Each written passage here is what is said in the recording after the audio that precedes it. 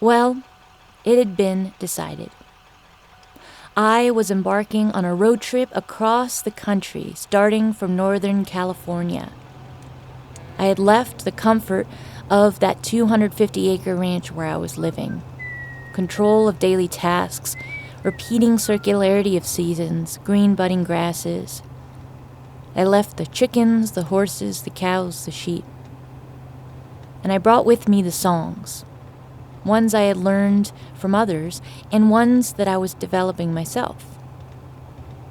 I was out to find something more than what I had at home. I was out to find Lucinda. I was out to find myself.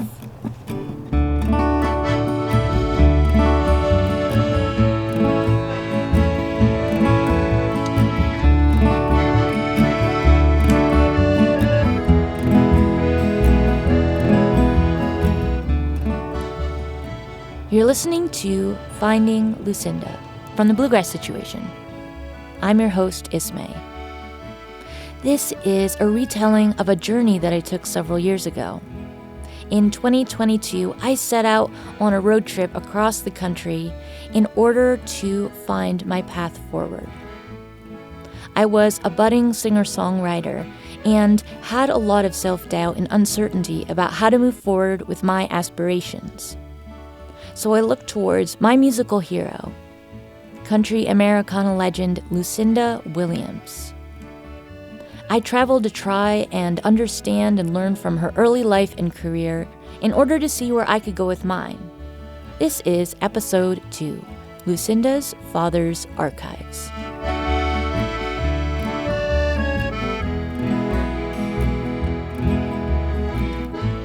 When I drove away from the ranch, I felt energized. I was like a wall outlet full of power waiting for something to be plugged in. But I also felt another thing that I didn't want to feel. I felt a little bit guilty. I was leaving what I had worked on with my family for years. What if one of the animals on the ranch got sick and I wasn't there to help? What if my horse got bored missing our rides together up the mountain? What if my mom was disappointed in me? I often felt guilty when I left the ranch. But there was another feeling that was stronger than that guilt. Something I hadn't felt in a while. Hopefulness.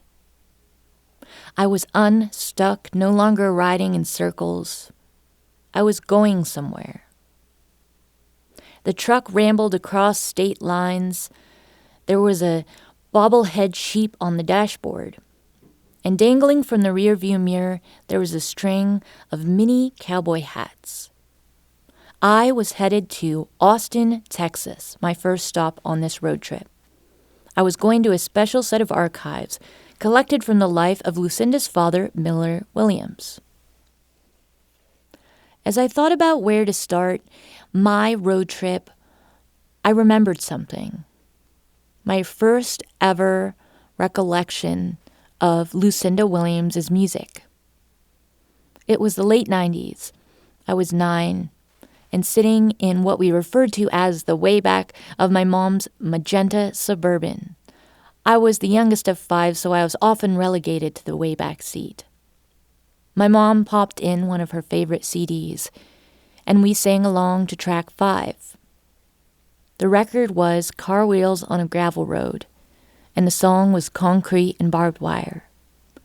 Concrete and barbed wire, it's only made of concrete and barbed wire.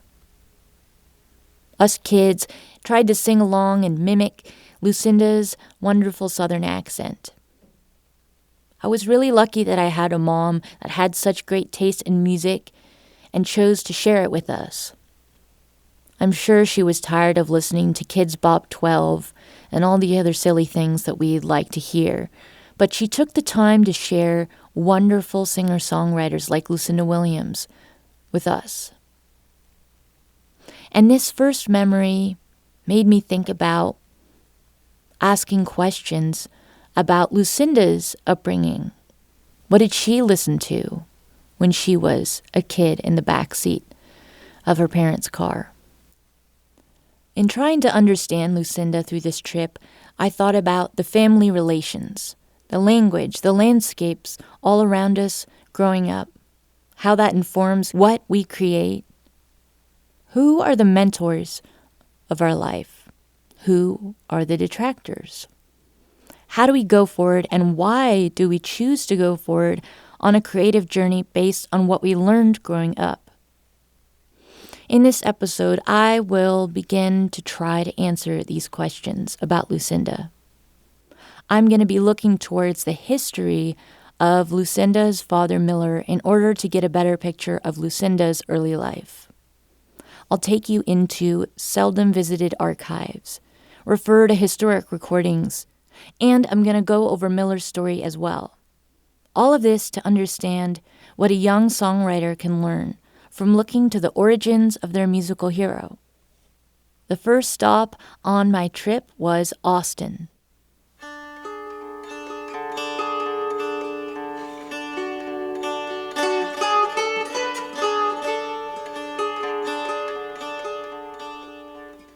There, I wanted to see a very special collection of documents. Photographs, letters, writings, receipts, and more from Lucinda's father, Miller. For those of you who aren't as familiar, Miller was a nationally celebrated poet and teacher. He was so prominent that the University of Texas decided to store items after he passed away. So, in May of 2022, I pulled up to the concrete building in my truck.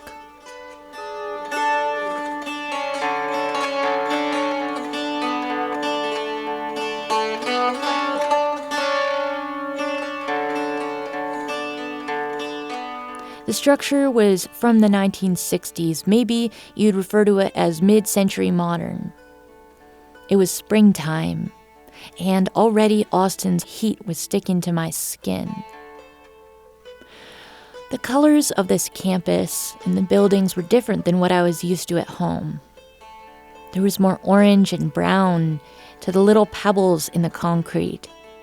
The buildings and the heat, in a way, made it feel like everything was more glued to the earth. Not like the gray, disjointed strip malls and feed stores I was used to at home. I liked the look of this place, and I made my way up the concrete steps. I opened a glass door and cold, conditioned air wafted over me. There I saw long rows of metal shelves glowing in the Austin sun that was coming through skinny little windows. But I wasn't going to stay up here in the sunlit room for long. I had to go down to the basement, so I hopped in the silver elevator. Before we go down into the basement to look over documents and share stories, I want to take a step back. I want to help you understand Lucinda's father, Miller. I'm going to share his origin story so you have a deeper ability to comprehend Lucinda's. And I also think that his story and his creative journey is worth learning from. Miller Williams was born in Hoxie, Arkansas in 1930. His father, Ernest, was a Methodist minister. Ernest was progressive. He was involved in civil rights issues. He was, in fact, part of the Southern Tenant Farmers Union. This organization formed in the 30s and was one of the very few racially integrated unions at the time. Ernest's type of work as a minister meant that his family lived transiently. They traveled from church to preach. When he was a child, Miller wrote poetry. He aspired to pursue the love he had of writing as an adult, but something happened in college that shifted this idea. As he was deciding on which major to pursue, he took an aptitude test. The results of this test were quite surprising. They said that Miller had, quote, absolutely no aptitude in the handling of words. Now, when you hear later what Miller went on to accomplish and listen to the poetry that he wrote, I think you'll agree that this aptitude test was really inaccurate. It was either completely incorrect in its assessment at the time, or it was unable to predict what Miller was capable of as a writer. And so, because of this aptitude test, Miller made a decision. He changed his major to science. He said in an interview that it was, quote, to avoid embarrassing my parents. Discouraged, Miller only took a few hours of an English course in all his years of college. While Miller was in college, he met a talented piano player, Lucille Fern Day. Lucille was a lot like Miller. She also had a Methodist minister for a father, and this meant that both of their childhoods had this similarity of being transient, religious, working class, and in the South. Lucille's family, though, was a little bit different culturally from Miller's. Lucille's father preached more in the hellfire and brimstone style, and her whole family was more conservative. So, when Lucille met Miller, she was drawn towards the progressiveness of him and his family, something that she felt connected with. Lucille was also interested in the arts, much like Miller. And another thing that they shared was that in college they were both compromising on their creative goals. Miller had decided not to pursue English and writing, and Lucille, even though she was a gifted musician, decided not to pursue being a piano player as a vocation. Her family had not been really supportive of her doing so. Lucille Fern Day and Miller Williams married in 1951. In 1952, Miller went out one night to see one of his very favorite artists perform, somebody whose simple lyrics he admired, Hank Williams. Even though they share a last name, Hank and Miller are not related. After the show, Miller went up to Hank, and the two hit it off. So they decided to go to a nearby gas station bar for some drinks. When Miller went up to the bar to order a bourbon, Hank was surprised. He said, quote, Miller, you ought to be drinking beer because you got a beer-drinking soul. It was only a few weeks after that concert and evening of drinks that Hank Williams passed away. And only a few weeks after that Miller's first child was born, Lucinda Williams. Miller got his college degree in biology. He then went on to get his master's degree in the same subject. He worked at first as a book salesman, and then eventually he got a job as a science professor. For years and years, Miller worked teaching the sciences at several colleges across the southern U.S. All the while, though, he still felt a pull towards being a writer. While working as a science professor and raising 3 young kids, he continued to write poetry. And also during that time, he cultivated 2 key relationships with mentors that would change the course of his life. The first key relationship was with a well-known poet and translator, John Chardy. John Chardy was at a university one day for a reading of his translation of Dante's Inferno. There was an after-party. Miller and Lucille both attended. While at the party, Lucille went up to John Chardy and introduced her husband Miller as a wonderful, talented poet. Miller and John Chardy started a correspondence, and the work resonated with John. So he went on to mentor and support Miller's writing. John Chardy helped with the editing of Miller's poetry and even introduced him to Robert Frost. There was a second important relationship with a fellow writer that also changed the course of Miller's life.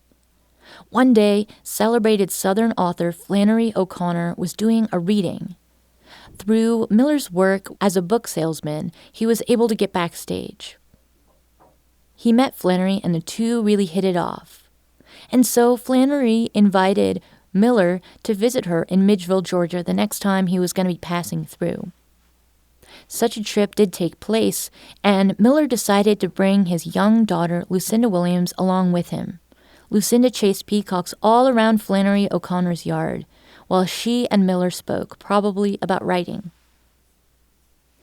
And so, years after that occurred, while Flannery O'Connor was reading the newspaper, she saw something interesting. There was an ad for a job as a professor at Louisiana State University in poetry. She contacted the university and suggested that they hire Miller Williams. Miller then submitted his work that he had been developing in his years while teaching science, selling books, and even selling refrigerators. He got the job.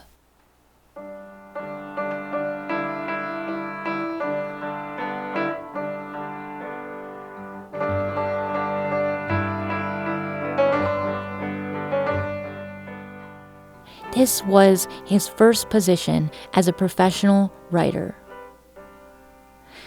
I think something important that I gained from Miller's story is about how he didn't find success and positive reinforcement right out of the gate.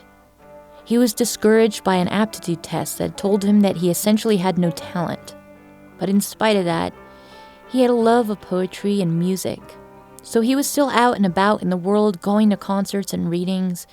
He was meeting artists that he admired and making connections.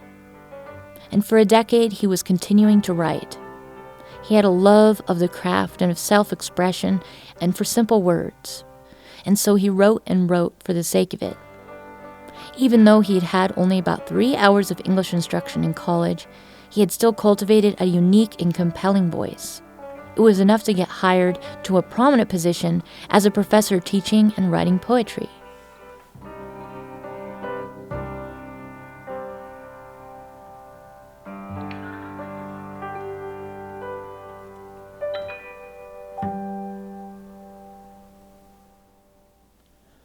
Throughout his career, Miller Williams published 37 books.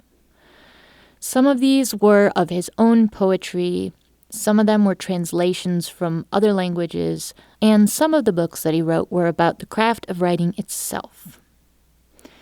I think Miller's story is very fascinating as an artist myself because it shows how an accomplished and profound artist doesn't always have a straight path. I think that Lucinda growing up with a father who meandered his way around to find his ultimate career as a writer set a good example of how it takes time and commitment and failure for an artist to find their voice and their place. In a little bit, I'm going to share some very tangible examples of how Miller directly influenced his daughter, Lucinda. But first, I want to get into Miller's writing, his poetry. Miller's mentor, John Chardy, described his work this way, quote, Miller Williams writes about ordinary people in the extraordinary moments of their lives. John also said that Miller's poetry was, quote, remarkable for the deceptively plain straightforwardness of it. One of Miller's very favorite reviews of his own work described him this way. Miller Williams is the Hank Williams of American poetry. While his poetry is taught at Princeton and Harvard, it is read and understood by squirrel hunters and taxi drivers. Another reviewer said of Miller's writing that, quote, Williams has the practiced ability to continually rediscover what is vital and musical in the languages Americans speak and imagine by. I've read many of Miller's poems myself, and I agree with these assessments and descriptions. I'm personally drawn to his poetry because it feels comprehensible, but it doesn't get cliche or repetitive or shallow or redundant. I love the way that the language he writes in is simple, but also unique and singular. I think, though, that the best way for you to understand how wonderful Miller Williams' poetry is for me to share it with you. I'm going to share 2 recordings of Miller reading poems that he wrote. The first poem comes from what many would consider to be the pinnacle of Miller's career. In 1996, Bill Clinton was re-elected president. When he was first elected, he had chosen one of America's greatest writers to read at his inauguration, Maya Angelou. And for this second inauguration in 1997, he selected Miller Williams. It was a choice that made sense. Miller and President Clinton were both from Arkansas, and they had a shared set of values. Interestingly enough, I had always thought that a poet read at every inaugural ceremony, but it's actually not true. Miller was just the third poet to do so. Here is a recording of Miller Williams reciting his poem of History and Hope at the inaugural ceremony in 1997.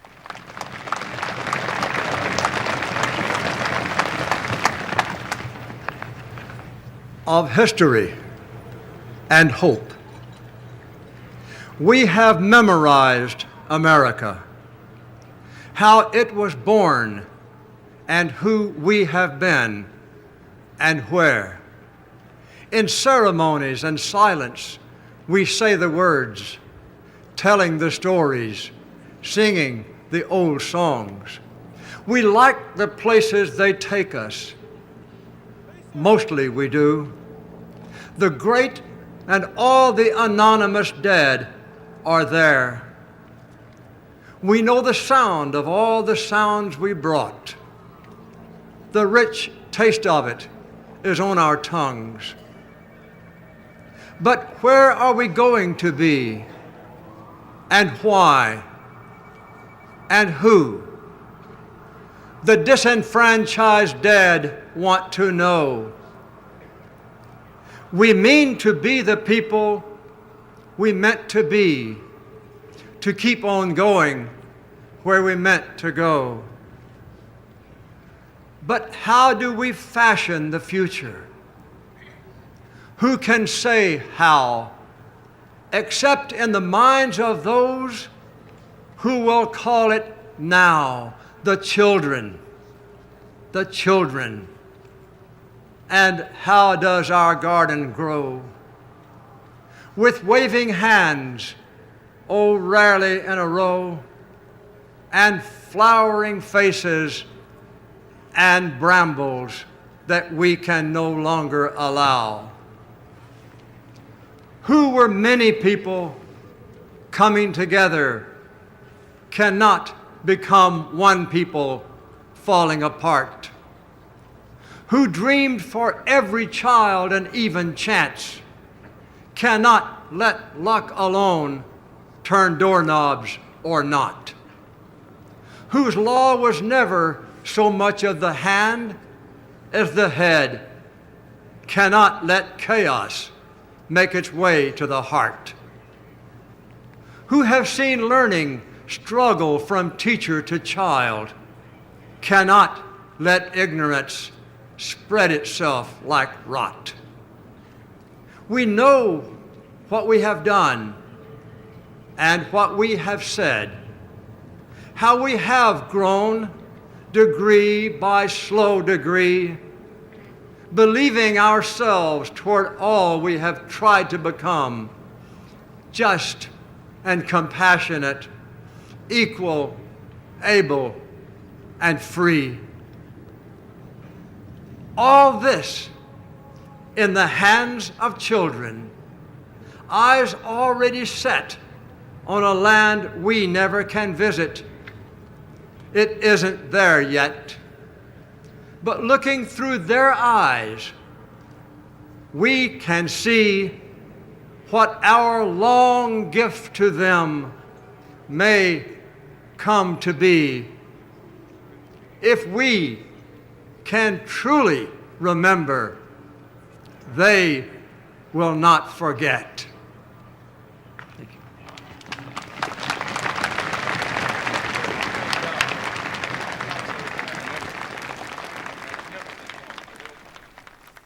Of History and Hope, for me, demonstrates two qualities I find within Miller's work. First, his morals and values, and second, the style with which he wrote. In this poem that he recited, he was speaking about compassion, about ensuring each child has an equal chance to thrive. And he spoke about living up to the aspirations of those who came before us. These were all important values to him as an artist and a person. This poem also shows his writing style and how approachable it was. No long, confusing, confounding, unsettling phrases that are meant to go over the audience's head. No overwrought SAT test vocabulary. Miller wrote to communicate to each person simply and eloquently. Now for another example of Miller's writing. This poem is really special for two reasons. One, it's my favorite poem of his. But two, the caterpillar contains within it a character. The daughter he describes, Lucinda Williams.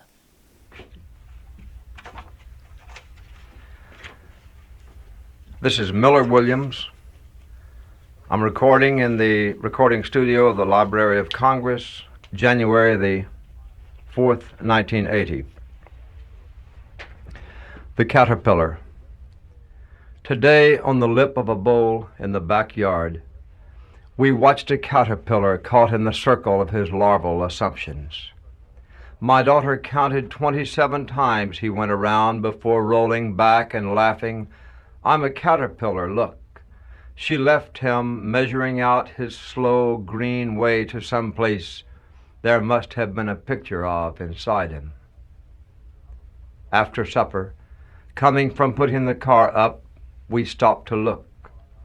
Figured he crossed the yard once every hour, and left him when we went to bed, wrinkling no closer to my landlord's leaves than when he somehow fell to his private circle. Later, I followed bare feet and door clicks of my daughter to the yard, the bowl a milk-white moonlight eye in the black grass. It died. I said, "Honey, they don't live very long." In bed again, recovered and re-kissed, she locked her arms and mumbling love to mine, until turning she slipped into the deep bone-bottomed dish of sleep. Stumbling drunk around the rim, I hold the words she said to me across the dark. I think he thought he was going in a straight line.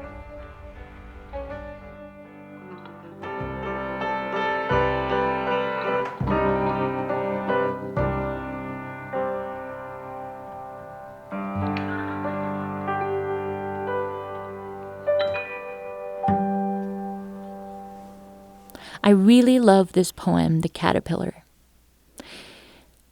I love the way that he strings words together, milk-white moonlight eye, larval assumptions.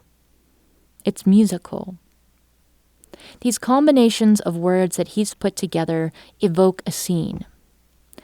I'm able to picture Miller and Lucinda out on the lawn when she was just a child. It's a very typical, ordinary moment in a family that many have experienced, yet it gets at a profound truth about life. A child is out discovering the insects of the world, and then comes up with this profound statement. To me, it's a little bit like some elements of this Finding Lucinda road trip story.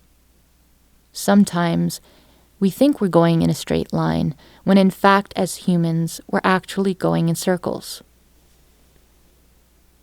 Knowing Miller's history, the way that he wrote makes sense. He was the son of a Methodist minister. He didn't really even study English in college formally. His upbringing sowed the seeds of the poetry that was to come. So we know about Miller's history personally, and we've heard a little bit of his own poetry. So next, I want to talk about how he influenced his students. What insights did he convey as a teacher? Well, an easy way to find that out is to go to his book, Making a Poem, Some Thoughts About Poetry and the People Who Write It. There's a really useful chapter that I like that is called Writing Your Own Poem. In that chapter, Miller shares this idea. Quote, "Every act of writing is an excursion into memory. This is especially true of poetry. Make sure that it's your memory into which you travel and not someone else's. Not to get ahead of myself, but for those of you who know Lucinda Williams' music, you may already be making connections between her father's ideas and how she wrote. You might be thinking of your favorite lyrics. I'm personally reminded of Lucinda's excursions into her own memory in some of her songs, like this one. Sitting in the kitchen, a house in Macon, smell of coffee, eggs, and bacon. Or, one of my favorites, I walked out in a field. The grass was high, it brushed against my legs. I just stood and looked out at the open space, a farmhouse at a ways. With his writing and instruction, Miller set out a path for creating a poem by focusing on memory. And clearly that framework is something that his daughter Lucinda ended up following. So now that we've talked about Miller's history, shared his writing, and his philosophy on how to create, I want to go back with you down the silver elevator. Back to that road trip I took in 2022. Before I embarked on my trip to Austin to go to the collections library, I understood a fair bit about Miller and his story. But I wanted to go deeper. I wanted to understand his relationship with his daughter, Lucinda.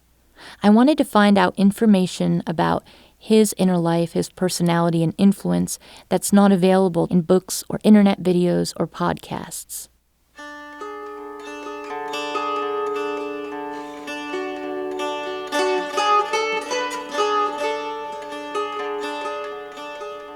At UT Austin, I went down the silver elevator into the basement. It was windowless. There was a low ceiling. It was concrete and cold. The lighting was strings of bulbs casting sepia shadows. The space was cramped, but yet it felt very calming. I always seemed to get relaxed amongst archives. Books or bird specimens or old letters. There's something about an archive that makes me feel there's a possibility of discovery. It makes it feel also like time has collapsed. Oftentimes, stories of people from the past feel remote, like maybe they didn't even happen in the first place. Maybe it was just a story. But when you're amongst archives, and you touch something that somebody from long ago touched as well, it makes it feel real, tangible, and that there's a world of possibility.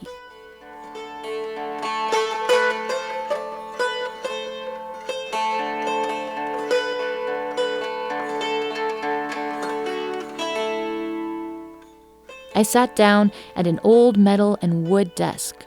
It was really big and wide. It was the same quality metal as those endless basement shelves with the archives. It was particle board, functional school furniture. On top of this big desk, there was a record player and several manila folders. The folders were thick with documents, and they were uneven and slopey. This meant that in the folders, there was probably all types of things, big, small, thick, and thin. I opened the first folder and saw a photograph of Miller. He looked to be about 60 years old in this picture. A white hat with a fairly narrow brim. He was standing outside amongst some trees in a forest. There were large square glasses on his face, fit for a poet who read a lot. He had his hand in the back pocket and leaned on a tree. His face and his mouth looked as if he was just about to say something, but was allowing the photographer to continue talking. I turned to another folder, and in there I found an article. This is an article from 1991 titled, "From Peanut Farmer to President to Poet?"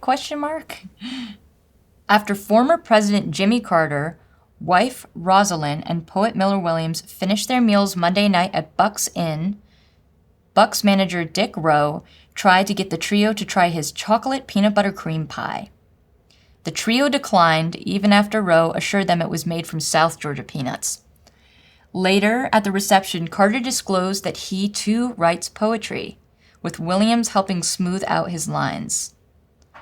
When Carter said he anticipates the poems will be published, someone said that would be a fine day in American poetry. Quote, "It would be the death of it," Carter replied. So I guess Miller Williams actually helped former President Jimmy Carter write poetry. It's pretty cool. It also shows how a big part about Miller that I really appreciate is that he wasn't just somebody who wrote poetry. He actually believed in supporting other people to see out their vision of writing their own poetry.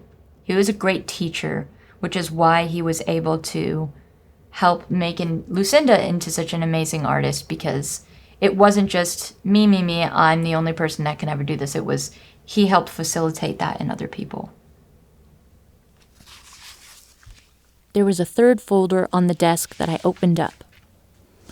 There I found a letter. Only about half of the page was filled up with words.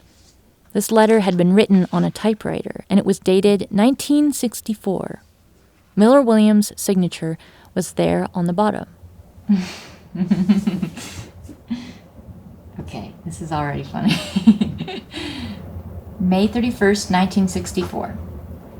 Dear Mrs. Saxton, because it's very important to me that my children know the difference between good poetry and bad, and be exposed to as much good and as little bad as possible, and because the poem Cindy was to have memorized for today is such a terribly bad poem, in almost every way a poem can be bad, I have forbidden Cindy to learn it. Please don't hold her responsible for this. I'm sorry to have risked offending you, and I hope I haven't. It's simply that my children are surrounded by too much bad music, bad painting, and bad cinema to add bad poetry to the obstacles I have to overcome in developing than any sense of artistic integrity. Thank you for understanding. Miller Williams. So this is a letter he sent to his daughter's teacher, to Lucinda's teacher, essentially saying that he wouldn't let her memorize a bad poem for class because he doesn't want to expose her to bad poetry. That is so funny. It shows his personality.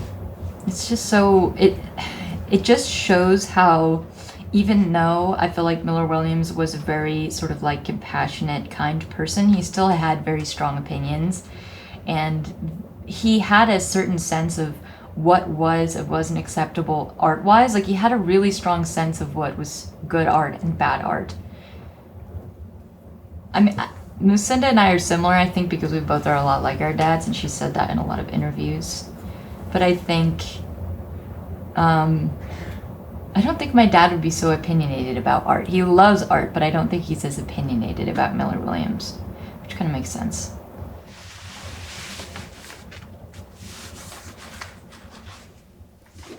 Miller Williams clearly guided his children in a decisive way.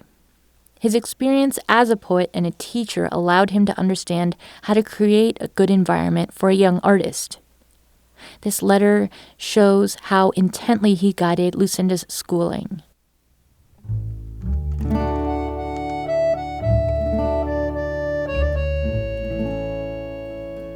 Additionally, there are stories about how Miller helped to expose Lucinda to an artistic community throughout her childhood. When Lucinda was 11, the family was living in Santiago, Chile for a year. During that time, Miller befriended a Nobel Prize-winning poet, Pablo Neruda.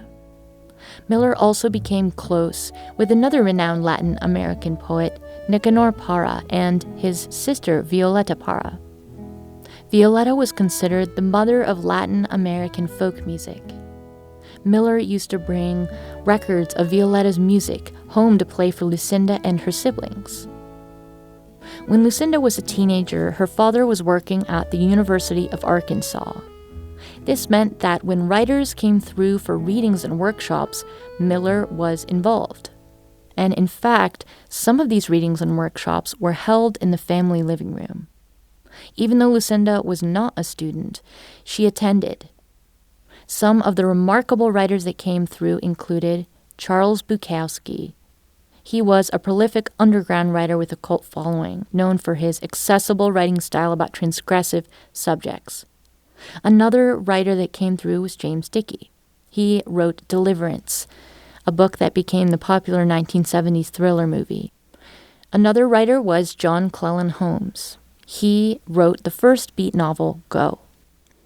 Not only did Lucinda have writers around lecturing and reading when she was growing up, Lucinda also had opportunities to get feedback on her own songwriting. With those workshops, there would be after parties, and Miller would often host the after parties. In an interview, Lucinda recalled sharing her music at some of these such parties. Quote, "We'd have writers over and sit around and have drinks. My dad would often read a new poem that he'd just written, and I would sing some songs. That was a fairly regular thing. I got feedback, which is of the utmost importance when you're learning. I had this immediate, intelligent audience." In the 1960s, Lucinda's father traveled each summer to teach at a conference. It was a writers' conference that his mentor John Charty directed, called Breadloaf.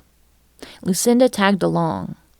She attended workshops where young writers would share their work and have their peers critique it to make it better.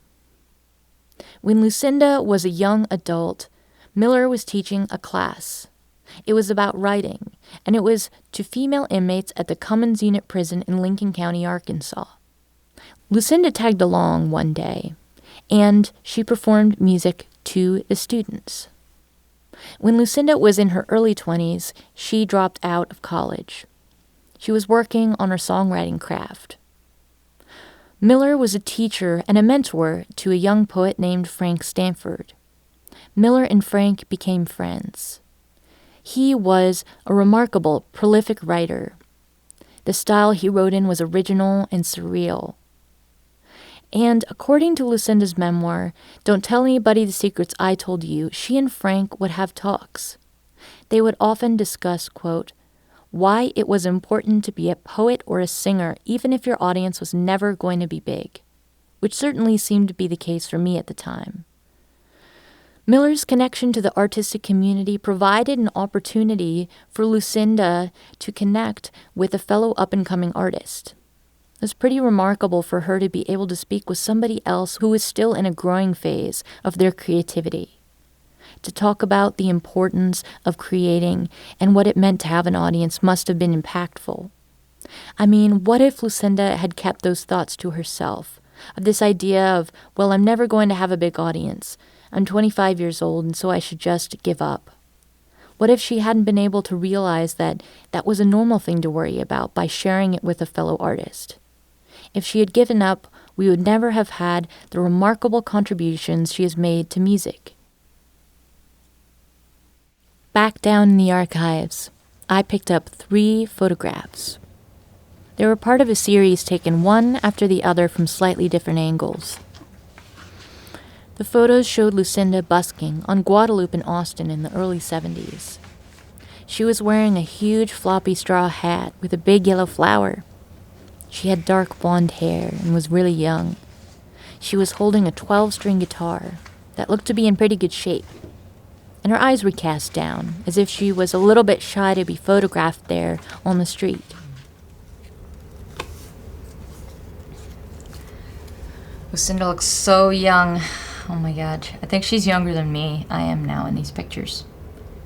This is Lucinda performing here in Austin on a 12-string guitar, very similar to mine, busking. And that was some of the first years she was ever playing music. I'm guessing she's probably about 20 years old in this photo. She was busking and she would play in New Orleans and maybe a little bit around here in Austin too, but she was just kind of doing her thing. Nobody around this picture has any idea who this person's going to become. They're not even listening to her, really.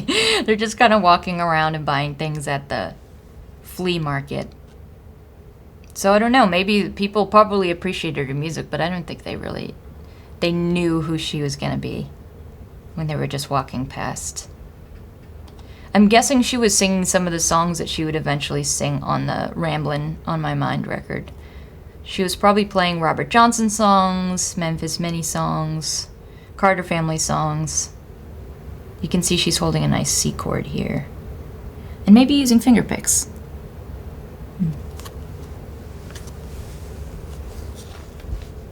She seems very in her own space. She's like looking down rather than looking out. She's not trying to draw attention. She's just kind of doing her own thing. We can see a blonde person here with a nice yellow shirt who's listening. He appears to be the only person who's watching her play. Yeah, I mean, I'm guessing Lucinda at this time had no idea that she was going to eventually be, able to sell out the Fox Theater in San Francisco for decades. Or Fox Theater in Oakland. I'm guessing that she didn't know at this time that she would really succeed at what she was trying to do. At this time, I'm guessing this is after she dropped out of college, she really wanted to be a musician. And I think she had faith in herself as being a professional musician. But I don't think she knew. Nobody knows for certain who they're going to become.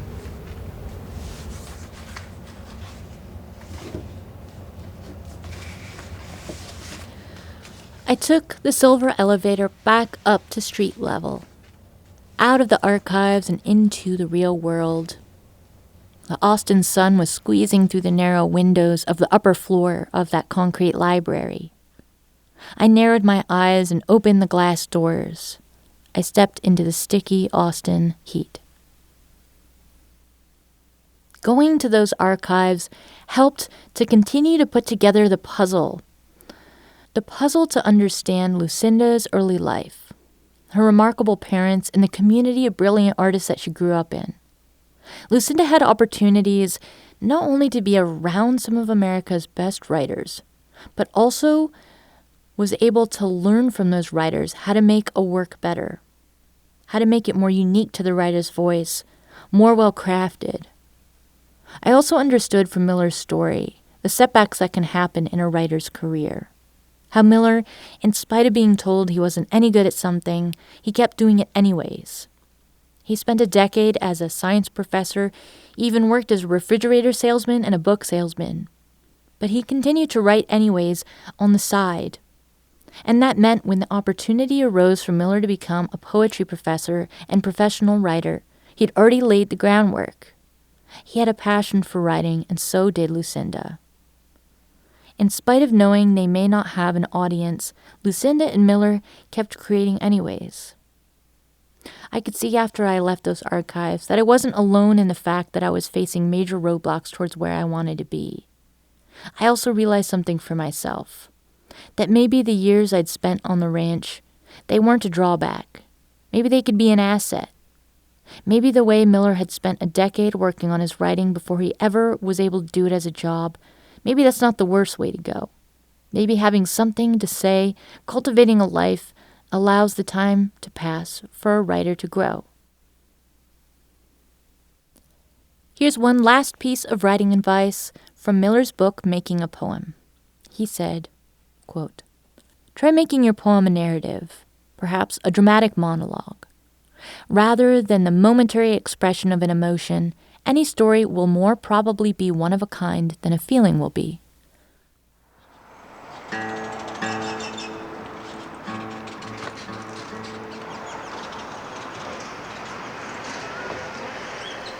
Later that day in Austin, after leaving the collections library archives, I decided to go out in Guadalupe and recreate the busking photo of Lucinda, the one that I found in the archives. Most people, as I played, just drifted past. There was one guy who stopped to watch. He took his time to listen to a song that I had to share.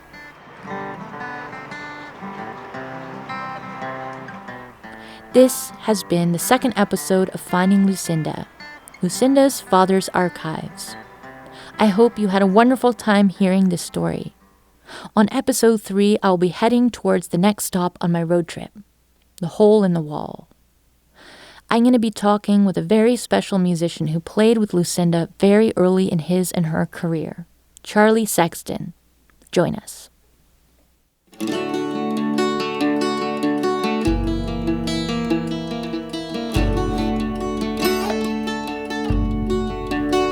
Finding Lucinda is distributed by The Bluegrass Situation. Follow along at findinglucinda.com and thebluegrasssituation.com.